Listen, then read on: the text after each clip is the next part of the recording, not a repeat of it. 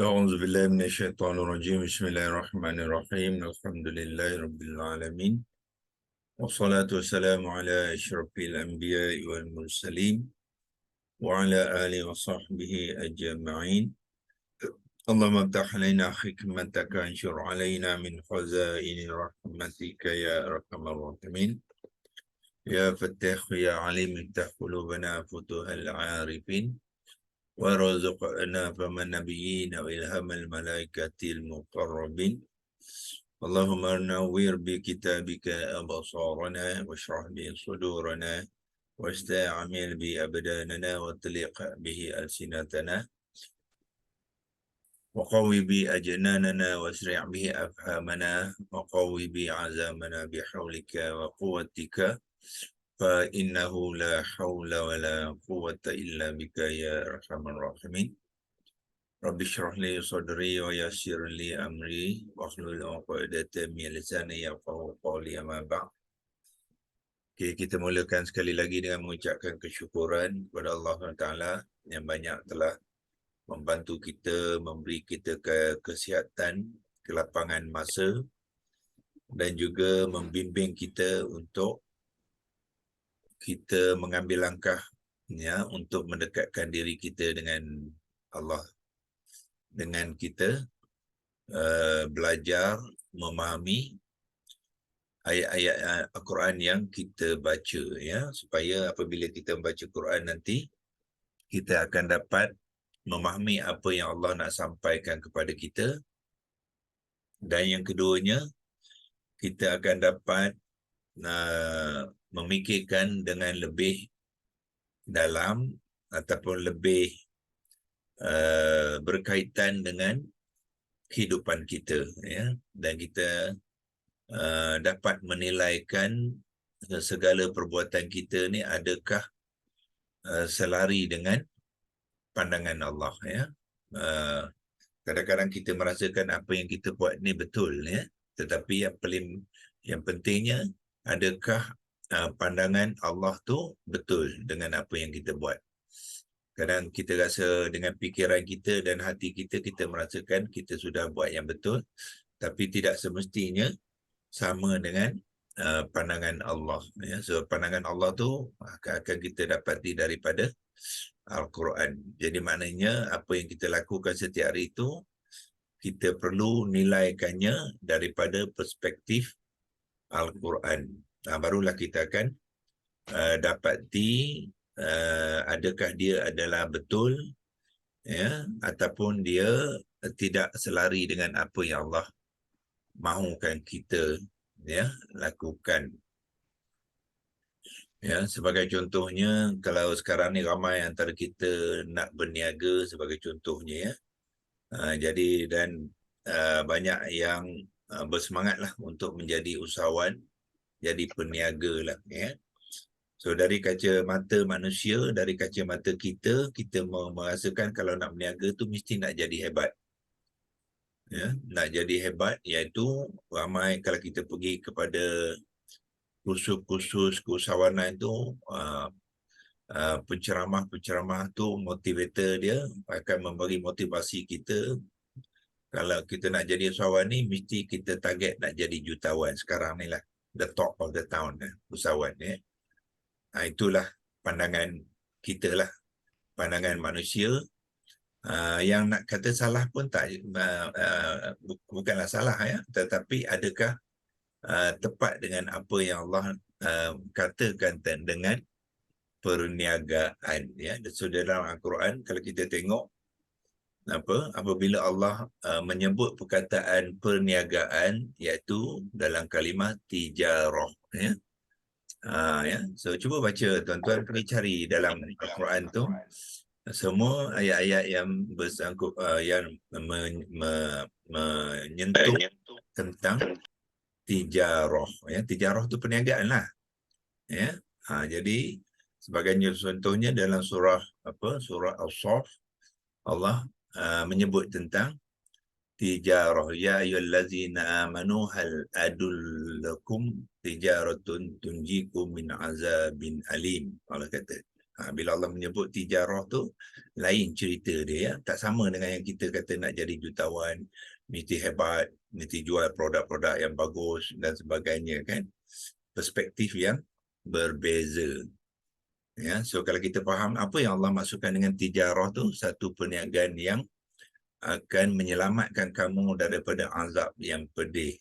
Hal adullukum ala tijaratin tunjikum min azabin alim. Dan tu'minu billahi wa rasulihi wa tujahidu fi sabilillahi bi amwalikum wa anfusikum. Zalikum khairul lakum in kuntum ta'lamun. Itu Allah cerita tentang perniagaan. Ya. Jadi maknanya kalau kita nak juga membincangkan tentang perniagaan, kita kena bawa dalam perspektif Al-Quran. Apa sebenarnya Allah kata tentang perniagaan. Kalau tidak, nanti kita rasa betul, tetapi sumber tu, adakah sumber yang kita rasa betul tu ada daripada Quran, tapi kita baca buku usahawan, buku Mak Saleh. Mak Saleh banyaklah menulis, ya, entrepreneurship dipanggil, ya, business dan sebagainya. So perspektif Mak Saleh, dia tidak percayakan Allah, dia tidak percayakan Tuhan, ya. Banyak yang di antara penulis-penulis itu kemungkinan menolak ketuhanan pun. So bila dia menolak ketuhanan, apa yang berlaku? Dia akan fokus kepada dunia dan kejayaan dunia. Itulah yang membuatkan perspektif kita akan lari daripada yang sebenarnya Allah nak kita faham tentang ya, perniagaan.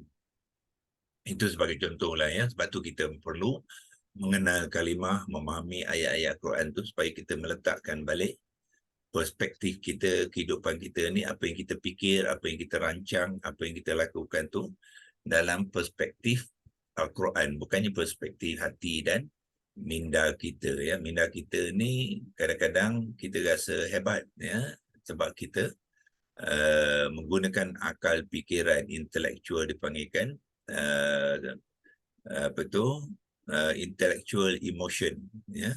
So tidak semestinya, ya. So kita kena faham segala daripada perspektif Al-Quran. InsyaAllah dengan kita memahami dan mengenalkan kalimah-kalimah tu, diharapkan Allah membantu kita untuk menunjukkan jalan yang sebenarnya, ya, insyaAllah.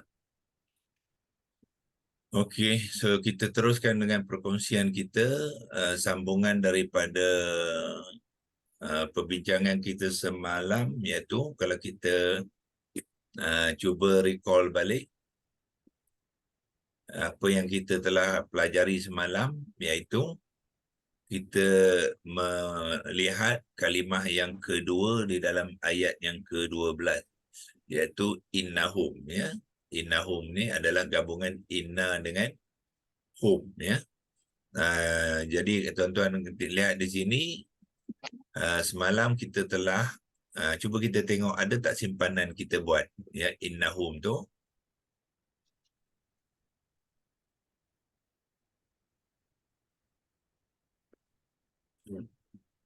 Yang sini, di sini, ni yang kita buat semalam, ya. Mungkin kita boleh recall balik apa yang kita telah bincangkan semalam. Kita tolakkan sikit dia punya labeling ni. Iaitu kita mengenal innahum tu ada dua komponen, yang warna purple dengan yang warna grey. Yang warna purple tu, app ni dia mengatakan kepada kita dia adalah partikel penderita, ya. So saya percaya tuan-tuan dan puan-puan termasuk saya lah, ya, susah sikit nak memahami apa dia partikel penderita tu, ya. Tetapi kalau kita buat kajian rujuk kepada sumber-sumber yang lain, kita dapati inna ni adalah sebenarnya dinamakan harfun taukid, ya, harfun penekanan. Dan dia mempunyai dua fungsi, iaitu pertamanya dia memberi penekanan yang membawa erti sesungguhnya di sini tu. Kemudian dia juga berfungsi sebagai harfun nasab, ya, harfun nasab.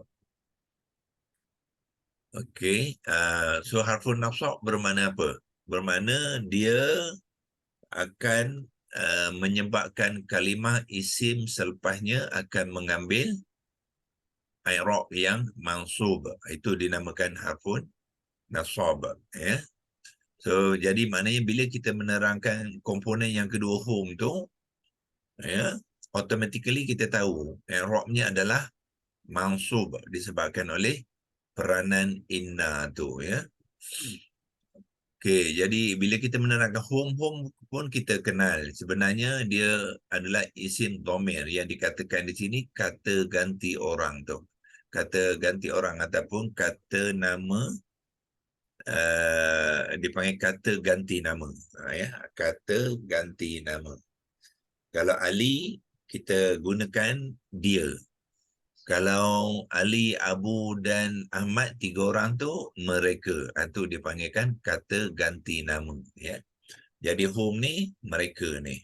Jadi mereka adalah kita panggil dia kata ganti nama dalam bahasa Melayu, dalam bahasa Arabnya kita panggil dia isim dhamir, ya. So isim dhamir pula dia ada jantina dia. Ada lelaki, ada perempuan. So dalam konteks ni hum adalah isim dhamir yang muzakkar. Okey. Kemudian dia ada pula bilangan dia. Macam tadi saya kata Ali, Abu dan Ahmad 3 orang, dia adalah jamak. Jadi hum ni adalah apa ni, 2 orang ke atas. Dalam Arab bila 2 orang ke atas tu dipanggilkan jamak, ya. Kemudian muzakkar jamak ni ada pula kumpulan dia. Adakah kumpulan orang pertama? Kumpulan orang pertama siapa dia? Aku dan kami. Itu kumpulan orang pertama. Kumpulan orang kedua ialah engkau saja. Sama ada engkau tu seorang, ataupun engkau 2 orang, ataupun engkau tu lebih pada 2 orang, tetapi engkau ataupun kamu itu adalah kumpulan orang kedua. Ya. Kemudian ada kumpulan orang ketiga. Orang ketiga ni ialah sama ada dia ataupun mereka. Ya, mereka tu boleh jadi mereka berdua ataupun mereka lebih daripada 2. Ya, mereka yang ramai ataupun mereka berdua. Dan juga dia tu boleh jadi lelaki, dia boleh jadi perempuan. Jadi itu dipanggilkan orang ketiga. Sebab tu dia bila menerangkan kena masukkan kumpulan yang hum ni adalah kumpulan orang ketiga. Dalam bahasa Arabnya dipanggilkan ghaibun. Ya, orang ketiga ni dipanggil ghaibun. Orang yang pertama dipanggilkan mutakallim, orang yang kedua dipanggilkan mukhatab, dan orang ketiga dipanggilkan ghaibun, ya. Okey, tetapi ada keunikan hum ni sebagai isim dhamir tadi, dia ada ekstra ciri-ciri dia, ya. Ciri-cirinya ialah pertamanya dia dibentuk daripada memang tulisan dia macam tu. Ditulis hum tu sebagai hum. Dia bukan ditulis atau dibentuk daripada kalimah-kalimah yang lain, ya. So bila dia ditulis dalam bentuk itu dan tidak diterbitkan daripada kalimah yang lain, kita panggil isim itu isim jamid, ya. Bahasa Arab dia jamidun. Ini pun Arab lah, kita waqafkan jadilah jamid, ya, yang ditubuhkan dengan caranya sendiri, bukannya diterbitkan, ya. Itu dipanggilkan jamid. Kemudian dia ada lagi satu ciri yang bersangkut paut dengan i'rab, ya. Yang ni jamid tidak bersangkut paut dengan i'rab. Yang kedua ni mabni tu dia bersangkut paut dengan i'rab. Kerana kalimah-kalimah yang mu'rab lawan mabni ni dipanggilkan mu'rab, ya. Mu'rab ni apa karakter dia? Bila dia berubah i'rab, ejaan dia pun akan berubah ataupun baris kepada huruf terakhir. Selalunya huruf yang terakhir kepada kalimah. Yang ni ada dua huruf je. Ha dengan mim. Huruf terakhir lah mim. Mim dia sukun, ya. Jadi bila berubah i'rab kepada kalimah ni, mim ni tidak akan berubah baris. Mim tetap sukun. Itulah dinamakan kalimah yang mabni. Bermakna apa? Kalau hum ni marfu', ejaan dia sama. Kalau dia mansub, ijaannya sama. Kalau dia majrur, ijaannya pun sama juga. Mim tu baris dia tetap tidak berubah. Itulah dipanggilkan mabni, ya. Mabni tidak berubah. So mabni ni boleh jadi dalam konteks baris, ya, ataupun konteks i'rab. Nanti kita akan jumpa pula, ya, ada juga mabni ni dalam konteks i'rab. Ya, sebagai contohnya fi'il madhi, ya. Fi'il madhi tu kita kata dia juga mabni, ya. Sebab apa? I'rab dia tak berubah. Dia tetap bil fathati. Sebagai contohlah, ini tak ada, sini tak ada fi'il madhi, ya. Tu nanti bila kita jumpa kalimah-kalimah yang membabitkan yang membabitkan i'rabnya tidak berubah, itu saja, dan kita panggil juga dia mabni, ya. Dan kita akan terangkan mabni dengan apa, ya. Okey. Lepas tu ada satu ciri lagi home ni, iaitu dia ni attach. Bahasa Inggeris dia panggil attach ke inna ni. Dia bukannya berasingan, dia attach. Jadi bila dia attach tu, bahasa Melayu attach ni ialah dia melekat. Melekat lah tu, dia melekat ke inna tu. Maknanya dia bersekali lah, ya. Bersekali dalam satu kalimah dengan inna tu. So itu dipanggilkan muttasil, ya. Muttasil. Dan yang juga dan dia ada peranan dia. Peranan dia apa dia? Selain dia domain tu jenis dia, tetapi peranan dia dalam konteks kalimah ni dia adalah isim inna. Dia adalah isim kepada inna. Jadi inna ni bila berfungsi sebagai harfun nasab, dia ada isim dia. So isimnya adalah isim kata nama yang selepas inna tu kita panggil dia isim inna, dan isim inna sentiasa mansub, ya. I'rab dia mansub. Sebab apa? Inna ni lah yang membuatkan i'rabnya yang mansub. Kalau tak ada inna, hum tu adalah marfu'. Ya. Tak ada inna, hum adalah marfu'. Okey, itu penerangan kita, perkongsian yang kita buat semalam. Memang kita dah sepatutnya sudah mengenal lah innahum, ya. Kalau kita nak bersihkan yang ni, sebab banyak sangat dia punya maklumat-maklumat yang tengok, rasa saya dah buat semalam, rasa bersihkan. Nanti kita tengok sekali lagi. Doktor, ada satu lagi yang perkataan doktor gunakan semalam, iaitu jamid, ya? Jamid, ya. Jamid. Yang itu macam mana pula, doktor? Okey, jamid ialah kalau kalimah itu tidak dibentuk daripada kalimah lain. Okey, ambil contohlah, ya. Kita ambil contoh, kita buka surah ni. Kalau kita tengok dalam ayat ni, apa dia?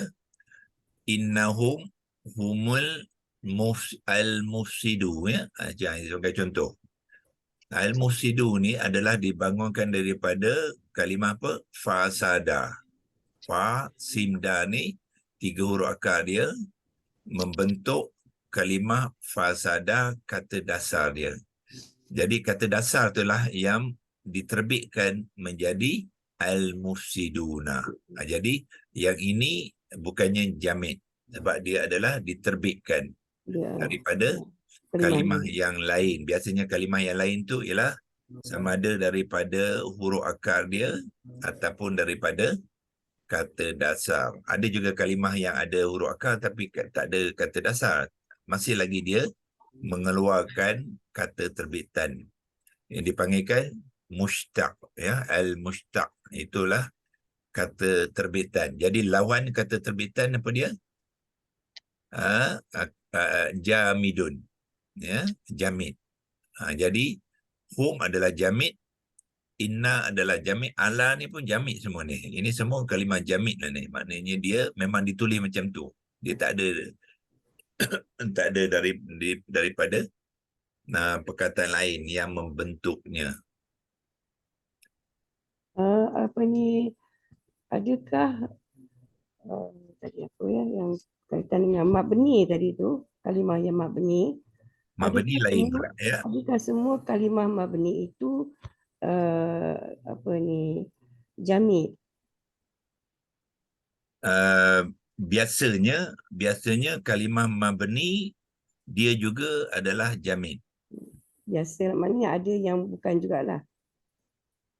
Ada yang tidak jamid. Itu kena kita tengok kalimah-kalimah yang tertentu lah, yang bersabit. Tapi secara keseluruh kebanyakan ya, kalau kita tak kata semua pun ya, kalimah yang mabni biasanya adalah jamid. Maknanya dia tidak dibangunkan daripada kalimah dia lain. bukannya kata terbitan. Okay. Terima kasih, Doktor. InsyaAllah, slowly picking up. Ya, so mabni bukannya dalam konteks terbitan ya. Ya. Kena faham, mabni ada dalam konteks i'rab. Maknanya dia tidak berubah walaupun i'rab dia berubah. Ya. Macam ni kita akan lihat sekarang ni. Hari ni kita akan sambung ya. Nak menyambung home ni ada dua. Ya. Dan tuan-tuan akan lihat home ni, home yang ini apakah i'rab home yang pertama? Mansub. Ya, tetapi hum yang kedua ni adalah marfu'.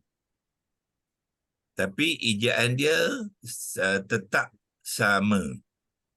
Yang sini hum, yang sini pun hum. Yang ni hum adalah mansub sebagai isim kepada inna. Ya. Tetapi hum di sini, hari ini kita sambung pula ya, hum adalah, mungkin kita tekan di sinilah. Okey ya. Mereka yang kedua ni. Ya, so mereka yang kedua ni juga sama dengan yang tadi. Tapi yang membezanya ialah dia bukannya isim inna dan dia bukannya mansub. Yang ni dia adalah mubtada. Setelah selesai innahum tu, kemudian khabar kepada inna tu nak dibentuk dalam bentuk ayat, iaitu humul mufsidun. Humul mufsidun tu adalah ayat khabar, dipanggil khabar kepada inna. Ini di isim inna, yang ni khabar dia. Jadi ayat khabar itu adalah dibentuk dalam bentuk ayat, bukannya bentuk perkataan. So khabar dia mengambil, kita panggilkan ayat nominatif. Ayat nominatif tu ayat marfu' lah, ayat yang rafa'. Ya. Jadi dia membentuk ayat nominatif tu, dia memerlukan mubtada dan khabar. Jadi khabar al-mufsidu ni, tuan-tuan dan puan-puan, ya, dia ni khabar kepada hum, bukannya khabar kepada inna. Okey, itu yang ya, kalau kita dah faham struktur ayat Quran ni, dia akan menariklah ya, pembacaan kita akan lebih bermakna ya. Kalau kita tidak, kita baca saja ya, tanpa mengenal. Jadi kita, kalau kita nak labelkan di sini, kita boleh gunakan label yang sama ya, iaitu kita tekskan dia ya, kita ambil letak di sini. Hum tu adalah mubtada.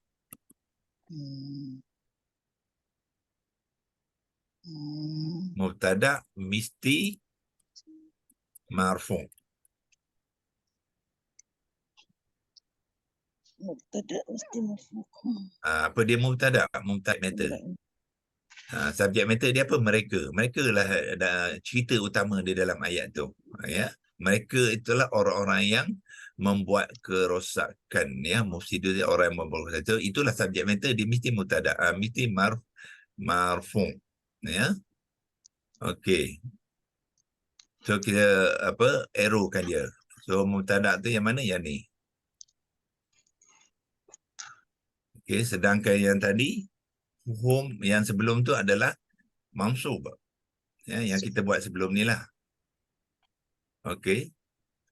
So bila al-mubtada dia ada khabar dia. Khabar dia al-mufsidun ni, itu kita panggil dia khabar. Tekskan dia lepas tu kita letakkan sebelah tepi sikit, khobar.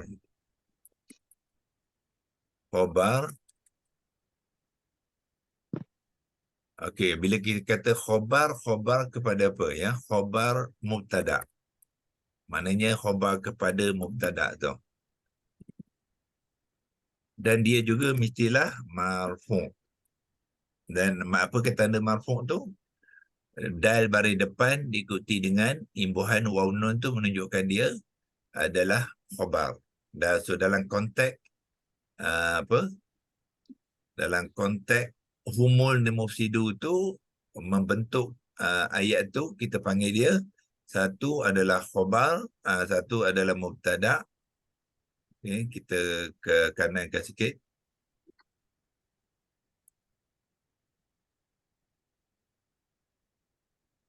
Patutnya kita hijaukan warna dia ni ya, kita tukar warna. Warna hijau. Tak boleh tukar ya.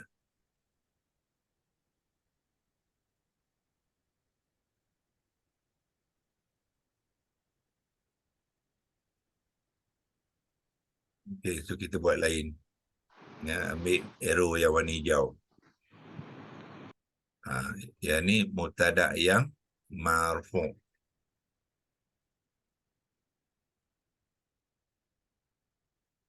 Tarik bawah sikit. Okay. Kemudian al-mufsidu tu khabar kepada mubtada. Jadi dia khabar mubtada yang marfu'. Ya, so kita arrowkan dia juga yang inilah. So hari ini kita akan fokus kepada humul mufsiduna tu ya.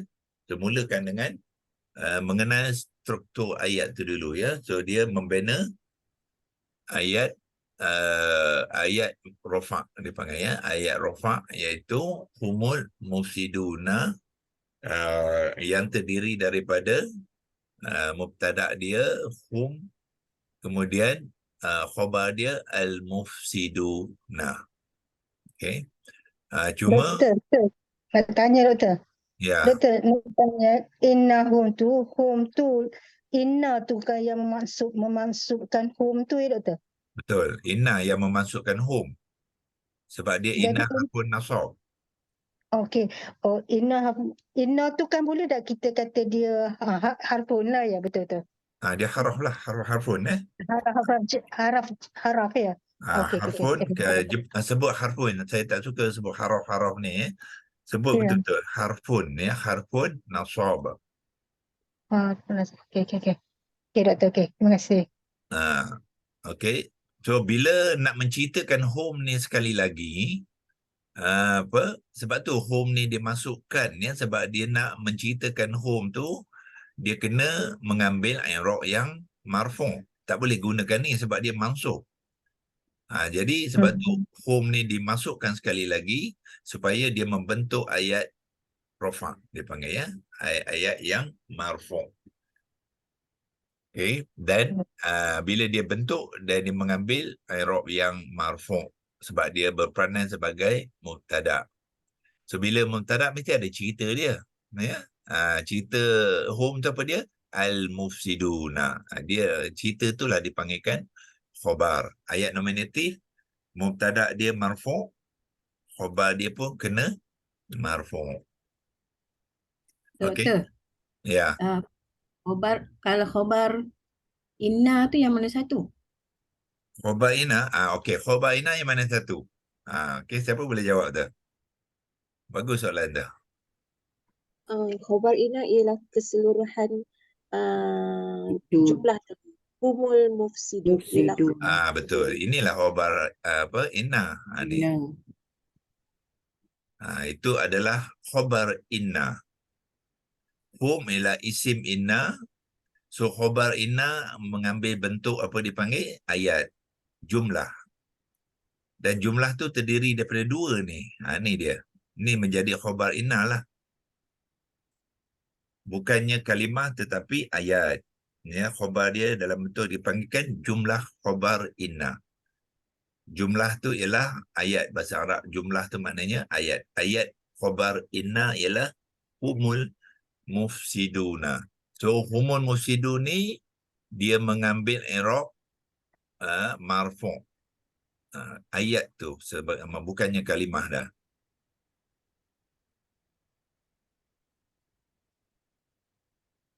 Okay. So jadi sekarang ni kita sudah kenal lah hum tu, ya. Hum tu ialah mubtada marfu', ya, kepada ayat yang humul mufsiduna tu.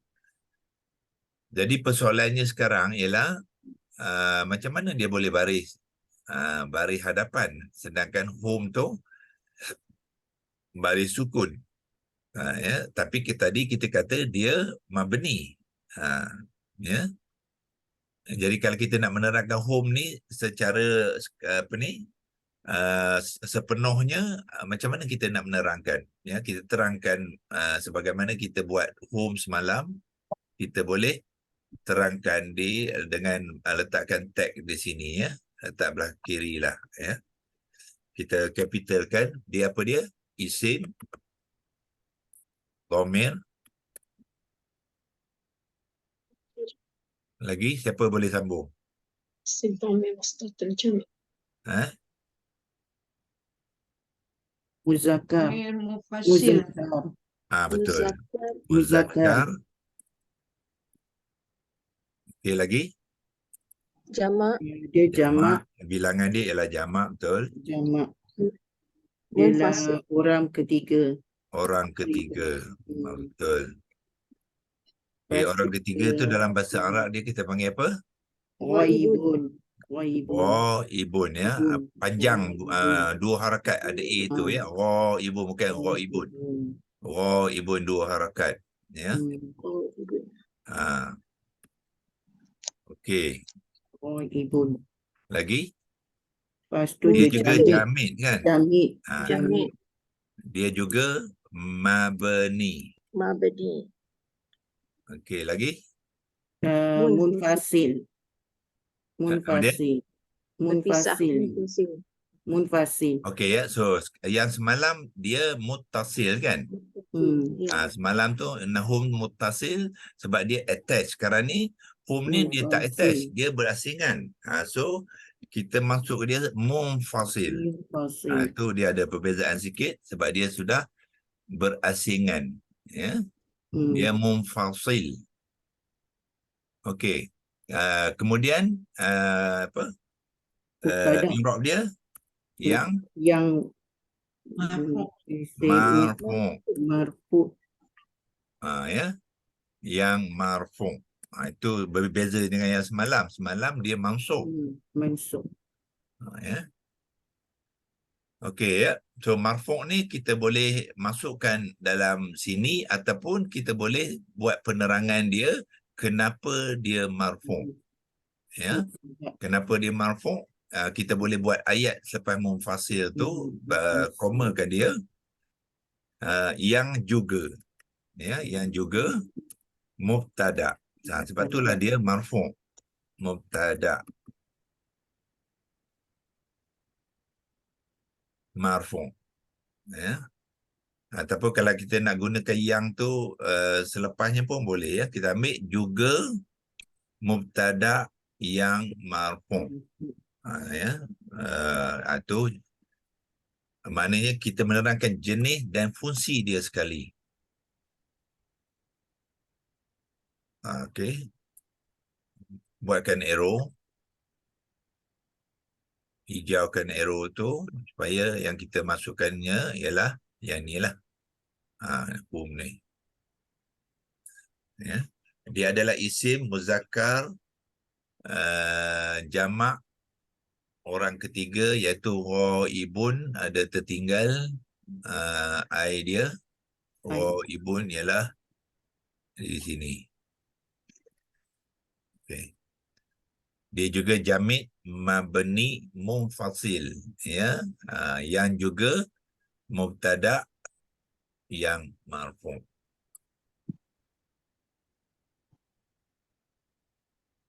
Okey, so soalan saya ialah 7.50. Cepat betul masa, ya, tak sedar cepat. Okey.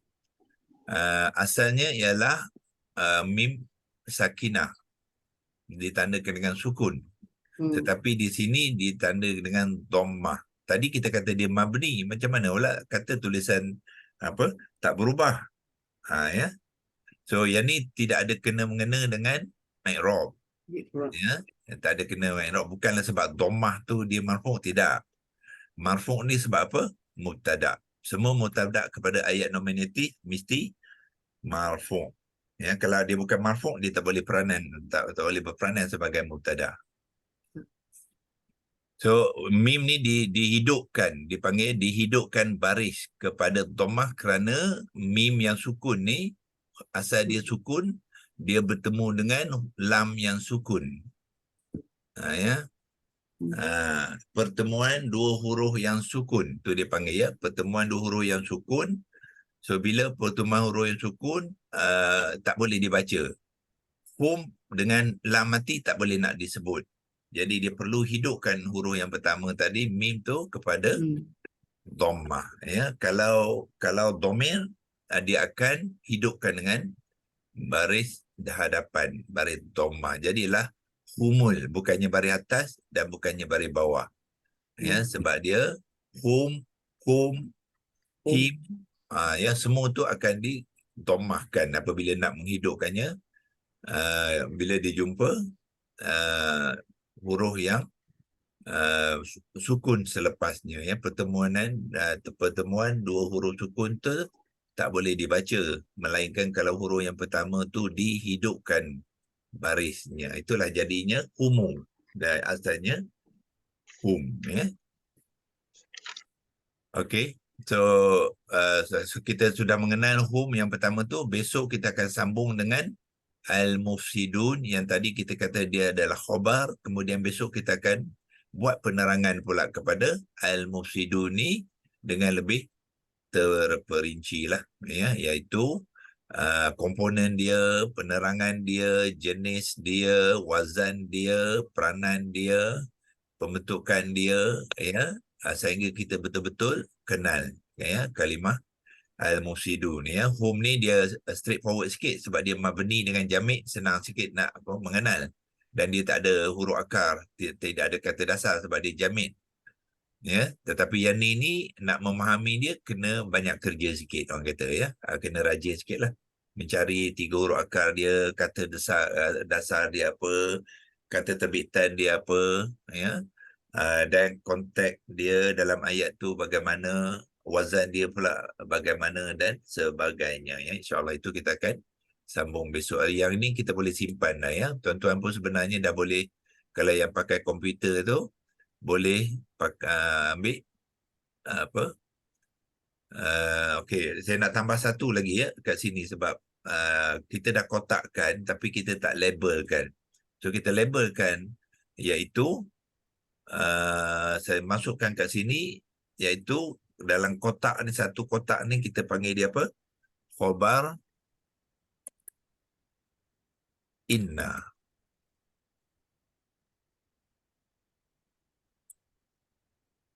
Ambil warna hijau. Yang bermakna yang satu kotak ni ialah yang dipanggilkan khabar inna. Yang ni mesti dia khabar kepada mubtada hum, ya. Tetapi inna ni, yang ni adalah kalau kita nak labelkan sekali pun boleh. Hum ni supaya kita jelas, ya. Tekskan sekali lagi. Saya labelkan belah tepi ni, iaitu hum yang pertama tu dipanggilkan isim inna.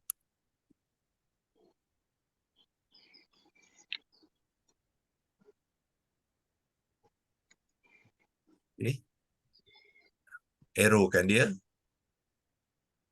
Yang ni isim inna, tetapi humul mufsiduna ni yang kita dah kotak sama dengan ni tadi, dia adalah khabar inna. Jadi lengkaplah, ya, pembentukan ayat tu. Dia panggilkan struktur, ya, struktur ayat tu, pembangunan ayat tu lengkap, ya. Kemudian khabar inna tu kita pecahkan dia kepada satu hum ni mubtada', yang ni khabar kepada mubtada' tadi al-mufsidun.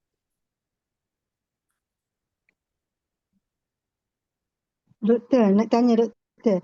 Yang menyebabkan home tu baris depan sebab dia home lah. Kalau kalau katakan inna, dia tak maulah baris depan, ya doktor macam tu. Kalau hum tu digantikan inna. Ganti ke inna. Dia tak adalah baris depan ya. Innal lah, innal mufsidun macam tu. Innal bukannya sukun. Oh ya. Dia memang ada baris atas. Dia tak ada masalah. Innal mufsidun. Oh ya. Tetapi Oh. kalau min, ya, kalau kata kalimah min, Hmm. min non sukun kan? Ya ya. Min baris bawah. So min kalau nak hidupkan dia, dia kena baris atas. Minal, tapi dia tak boleh mufsidu sebab ini marfu'. Kalau min tu dia harfun jar, dia jadi minal mufsidina. Tapi Okay. non tu dihidupkan dengan tanda fathah. Okay. Doktor, dalam ayat ni kan Allah turunkan ingatlah sesungguhnya mereka. Lepas tu dia buat lagi mereka. Ya, Maksudnya emphasis tu macam mana? dia nak membentuk cerita home tu. Nak membentuk cerita khabar pada home tu, dia perlu menceritakan home, subjek matter home tu sebagai mubtada'. Maknanya sesungguhnya mereka yang pertama dia menekankan mereka tu yang Ya, ini dia dah mansub kan. Maksud disebabkan inna dia isim kepada inna. Dia nak ceritakan home tu dipanggilkan khabar inna. Bila nak menceritakan khabar inna tu, dia nak diceritakan dalam bentuk ayat nominatif dipanggil. Bukannya satu perkataan ya. Kalau dia satu perkataan, contohnya dia tidak ada home di sini, boleh ya. Innahumul mufsiduna pun boleh juga. Itu maknanya khabar dia ialah al-mufsidun. Tapi dari segi konteks ayat tu maknanya Allah ingin menekankan lebih lah atas mereka Betul. ni. Nak menceritakan, nak menunjukkan hum tu dalam bentuk mubtada'. Kalau Okay. tadi innahumul mufsidun, hum tu dalam mansub. So, Isim inna yang mansub, kemudian hum tu ialah al-mufsidun. Al-mufsidun tu khabar yang marfu'. baru saya nampak doktor kenapa ada mansub, ada marfu'. Yap. Terima kasih. Okey, sama. Mungkin saya kongsikan tadi tuan-tuan bertanya tentang apa tu baris, macam mana menghidupkan baris yang ni saya dah simpan rasanya. Kalau tak tu saya akan print screen sekali lagi in case. Kita pergi ke Yasin ya, surah Yasin. Yang ini kita boleh clearkan drawing dulu. Clear drawing. Okey. Dan kita pergi ke surah Yasin. Belum buka lagi ya? Sudah. Pergi Yasin mana? Okey. Yasin ialah 36.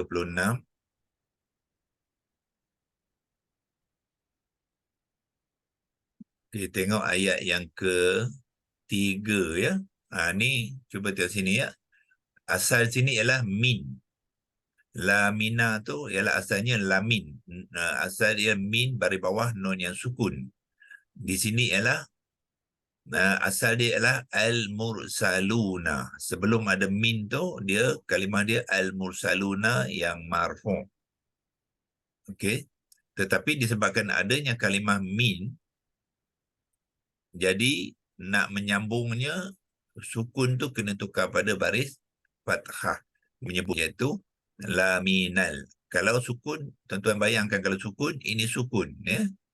Jadi sukun dengan sukun tak dapat nak sebut. Yang ni tak dapat disebut, yang ni pun tak dapat nak disebut. Sebab itulah dihidupkan dengan baris fathah. Ya, apabila huruf sebelum tu baris bawah, jadi dia dihidupkan dengan baris fathah. Tetapi bila dia sudah ada mina, jadi tak boleh lagi lah al-mursaluna, tak boleh. Dia kalau al-mursaluna tu marfu'. Sedangkan pertalian harfun jar dengan isim selepasnya mesti dipanggilkan jar wa majrur. Jadi kalimat isim mestilah majrur. Jadi al-mursaluna kena tukar pada al-mursalina. Itulah sebagai contoh aplikasi ya ilmu yang sama kita gunakan di surah Yasin ni. Bila tuan-tuan dah faham kaedah-kaedah yang tuan-tuan belajar sekarang ni, sebenarnya seluruh Al-Quran tu tuan-tuan boleh guna pakai nanti insya-Allah.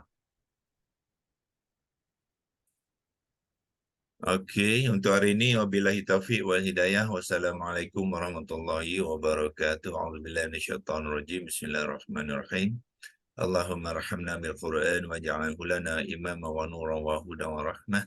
Allahumma zakkirna minhu ma nusina wa 'allimna minhu ma jahilna wa razuqna tilawatahu ana al-laili wa tarafan nahar waj'alhu lana hujjatan ya rabbal alamin. Wa sallallahu ala sayyidina Muhammad wa ala alihi wa sahbihi wa baraka wa sallam. Walhamdulillahi rabbil alamin. Taqabbalallahu minkum minna wa minkum taqabbal ya karim. Terima kasih, Doktor. Terima kasih.